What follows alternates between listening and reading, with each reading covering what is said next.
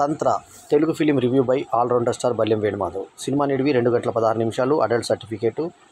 Thriller horror సినిమా. 15 మార్చి 2024 విడుదలైన ఈ సినిమా. Rekha, a timid girl with extraordinary ability to see spirits, must confront an evil tantric, which leads to unraveling the dark mysteries of an Indian occult that jeopardizes her life. అయితే ఈ సినిమాలో మనకు అనన్య నాగల్ల చాలా చక్కటి గ్లామర్తో, చక్కటి రూపంతో ఆ పాత్రకి సరిపోయింది, అద్భుతంగా యాక్ట్ చేసింది. అట్లాగే ధనుష్ రఘుముద్రి హీరోగా నటించినటువంటి ఈ సినిమాలో సలోని అశ్విని మనకు రావే రావే రావే రావే రావే సలోని అంటూ మర్యాద రామన్న సినిమాలో హీరోయిన్గా చేసిన ఆమె తల్లి పాత్రలో మంచి పాత్రలో రాణించింది. అట్లాగే కుశలి పుల్లైప మరో పాత్రలో నటించే సినిమాలో లక్ష్మణ్ మీసాల ఒక ఇంపార్టెంట్ పాత్రలో, మనోజ్ ముత్యం ఇంకొక పాత్రలో, శరత్ బరిగిల ఇంకొక పాత్రలో నటించిన ఈ సినిమాకి శ్రీనివాస్ గోపిశెట్టి డైరెక్టర్గా, నరేష్ బాబు తర్వాత రవి చైతన్య నిర్మాతలు, RP Dhruvan musician, SB Uddhav editor. అయితే మ్యూజిక్ ఈ సినిమాకి ప్రాణం పోసిందని చెప్పాలి. ఆర్ఆర్ ధ్రువన్ సంగీతం ఈ సినిమాకి ఒక రేంజ్లో తీసుకెళ్ళింది. అట్లాగే కెమెరా, ఫోటోగ్రఫీ, తర్వాత సినిమాల కథనాలు చాలా బాగున్నాయి. ఇందులో వజ్రేలి రతి అనేటువంటి ఒక టాపిక్ని డిస్కస్ చేయడం జరిగింది. రతి అంటే మామూలుగా వృషణాలు అవి చూపించి, తుల్లి చూపించి, దాన్ని డ్రాయింగ్ రాగా చూపించి మనం మామూలు సంపర్కం చేస్తే కిందికి వస్తుంది. ఇది వజ్రేలి రతి చేసినప్పుడు ఇది పైకి వెళ్తుంది. ఫస్ట్ వాళ్ళు నీళ్ళతో ప్రాక్టీస్ చేస్తారు, అంటే తులిని అందులో ముంచి నీళ్ళు అందులో పీల్చుకుంటారు. ఆ తర్వాత పాలతోటి, ఆ తర్వాత పాదరసంతో ప్రాక్టీస్ చేసి ఆ రెండు కలయిక, స్త్రీ పురుషుల కలయికని, నగ్నతను మనకి ఎక్కడ ఇబ్బంది కలిగించకుండా డ్రాయింగ్స్ రూపంలో వెనకకు అమ్మాయి పిల్లలు కనబడేలాగా అబ్బాయి ఇట్లా కలిస్తే వాళ్ళ యొక్క కలయికలో 6 చక్రాలు అధిష్టానమై శక్తులు ఏ రకంగా వస్తాయి అనేది ఒక వజ్రేలి రతి గురించి బాగా పరిశోధన చేసి దాదాపు ఒక 8-9 చాప్టర్స్ కింద ఈ సినిమాని డివైడ్ చేసి ఒక్కొక్క చాప్టర్కి ఒక్కొక్క పేరు ఇచ్చి ఒక దేవి తలకాయ నరికేసుకొని తన పరిచారకులకు తనకు రక్తం ఇచ్చేటువంటి ఆ దేవి గురించి కూడా చెప్పడం జరిగింది. ఇది ఆషామాషి స్క్రిప్ట్ కాదు, చాలా అద్భుతంగా రాసిన స్క్రిప్ట్. ముఖ్యంగా మనం ఈ సినిమా డైరెక్టర్ని మెచ్చుకోవాలి. ఎందుకంటే శ్రీనివాస్ గోపిశెట్టి చాలా పరిశోధన చేసి తీసినట్టుగా ఉంది సినిమా. ఏదో ఇష్టం వచ్చినట్టుగా తీసినట్టు లేదు సినిమా. సో తంత్ర సినిమా ఒక రకంగా చెప్పాలంటే ఈ టైప్ ఆఫ్ సినిమాల్లో ఒక మేల్మి రకం సినిమా అని చెప్పవచ్చు. కాకపోతే ఇందులో కొన్ని చెప్పినటువంటి అంశాలు అవి నిజంగా మంత్రవాళ్ళకు సంబంధించినవి అయినప్పటికీ సమాజానికి మాత్రం కొంచెం చూస్తే నేర్చుకునే వాళ్ళకి మాత్రం చాలా భయంకరంగా ఉంటాయి. ఉదాహరణకు మంత్రం చేస్తున్నటువంటి మంత్రగాడు ఆమెకి తినిపించేటువంటి ప్రయత్నం, రక్తకూడు తినిపించే ప్రయత్నం చేస్తాడు. ఆ చేసే సమయంలో ఆ అమ్మాయి తినకముందే తల ఒక్క వేటున నరకాలి అన్నది ఒకటి. తర్వాత మంత్రదండంతో తెల్ల దానితో ఒక ఎముక లాంటి దాంతో అతను పళ్ళు రాలగొడితే మంత్రాలు చదువుకుంటూ ఉంటాడు అనేది 2. ఇవి మూఢనమ్మకాల్ని ప్రేరేపించే విధంగా ఉంటుంది. అంటే అవి ఎవరైనా పాటిస్తే అక్కడ హత్య చేసినట్టు కదా. సో ముందు ఏమని చూపించారంటే, ముందు రేఖ పాత్ర ద్వారా ఒక మామూలు గృహిణి కదా, ఒక చిన్న అమ్మాయి, ఆ అమ్మాయిని ఇష్టపడుతున్నాడు హీరో. సో ఆమెకి నేపథ్యం ఏంటంటే ఆమె తల్లి ఈ మనం ఇందాక చెప్పిన సలోని హీరోయిన్, ఆమె ఒక ఆత్మ. సో ఆమె ఇవి చుట్టూ తిరుగుతూ ఉంటుంది. అయితే ఈమె భర్త నపుంసకుడు అయితే సతాయిస్తూ ఉంటాడు, ఇంకెవరితో ఉన్నారా పడుకుంటున్నావా అని. ఈ టైప్లో ఆ అమ్మాయి మీద కన్నుబడ్డటువంటి ఒక మాంత్రికుడు అతనికి పేకాట్లో ముందు హెల్ప్ చేసి ఒక తాయెత్తిచ్చి అతను ఓడిపోతున్నవాన్ని గెలిపిస్తాడు. ఆ తర్వాత భార్య మీద కన్ను పెట్టుకొని వజ్రేలి రతి చేయబోతే ఆమె అందాన్ని చూసి మోహించి మామూలు సెక్స్ చేస్తాడు. అప్పుడు ఆ శక్తులు అతన్ని వెంటబడి అతను తరుముతాయి. సో మామూలు సెక్స్ చేసిన తర్వాత ఈమె గర్భం దాల్చిన తర్వాత ఆమెకు కూతురు పుడుతుంది. ఆ కూతురు పుట్టడం ఆమె చనిపోతుంది. అయితే ఆ తర్వాత శక్తులన్నీ ఈ పాపకు చిన్నప్పుడే వస్తాయి. ఆ కూతుర్ని కాపాడుతూ ఉంటుంది ఈమె. అయితే ఈమెకు జన్మత ఏంటంటే మా ఆత్మలను చూసేటువంటి పరిస్థితి, ఎక్కడ దయ్యాలున్నా చూసే పరిస్థితి, భయపడుకుంటూ ఉంటుంది. కానీ ప్రియుడికి మాత్రం చీకటి అంటే భయం అని ఊరికే అవద్దని చెప్పి సమాజంలో తనకున్నటువంటి చెడ్డ పేరు, అంటే ముందు ఆమెకి దయ్యాలు కనబడుతున్న సంగతి తెలియకుండా మేనేజ్ చేస్తుంది. ఇందులో ఒక వేరే ఫకీర్ ఉంటాడు, మంత్రగాడు. ఆ మంత్రగాడు వీళ్ళకి హెల్ప్ చేస్తాడు. ఇప్పుడు ఇది కాకుండా ఈ మీసాల నటుడు ఉన్నాడు కదా, ఆ మీసాల నటుడు ఎవరు, లక్ష్మణ్ కూడా మంత్రాలు వస్తాయి. సో పెద్దతను ఆయన్ని ఒక మంత్రం తరిమి చంపేస్తుంది, ఒక దయ్యం.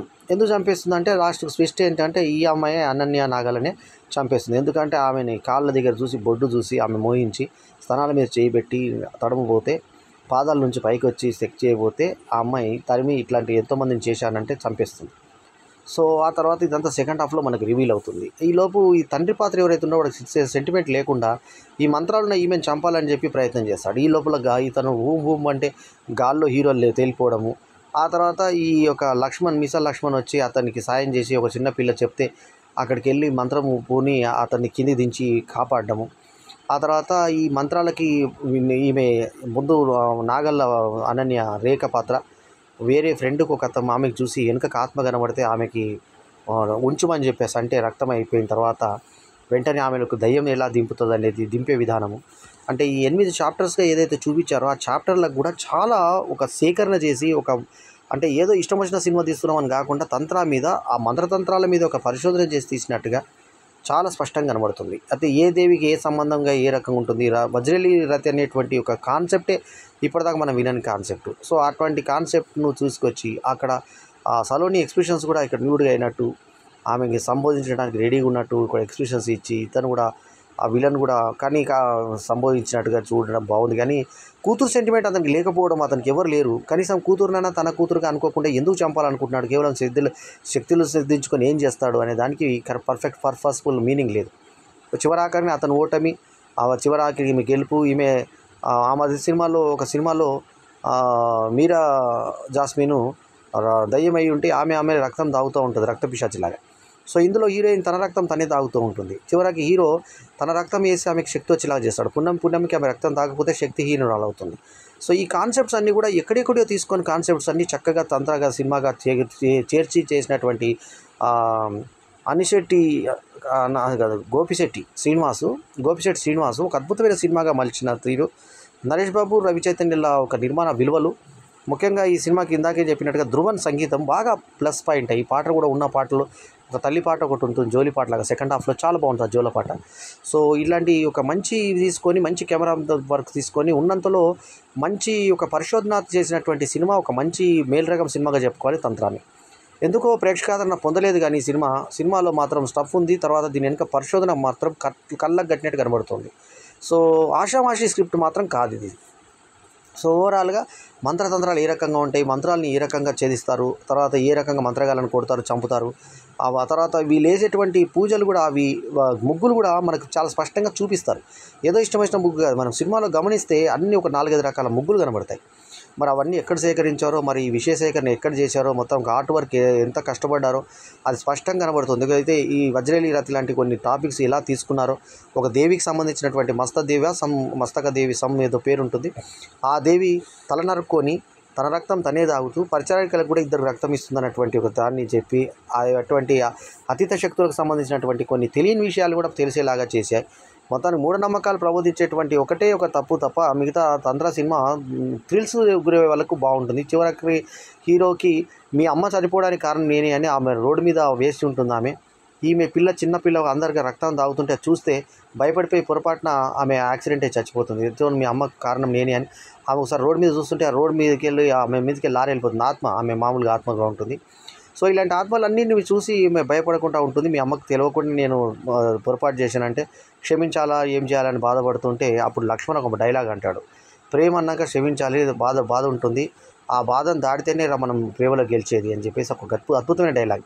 ప్రేమ అంటేనే బాధ, ఆ బాధను దాటితేనే మనము మరి ప్రేమను గెలిచేది అని చెప్పి ఒక డైలాగ్ తోటి ఒక అద్భుతమైనటువంటి ప్రేమ సినిమాను చూపించినటువంటి ఫీలింగ్ కలిగిస్తారు తంత్ర. సో వీళ్ళిద్దరు లవ్ పార్ట్స్, ఆ సాంగ్ కూడా చాలా బాగుంది.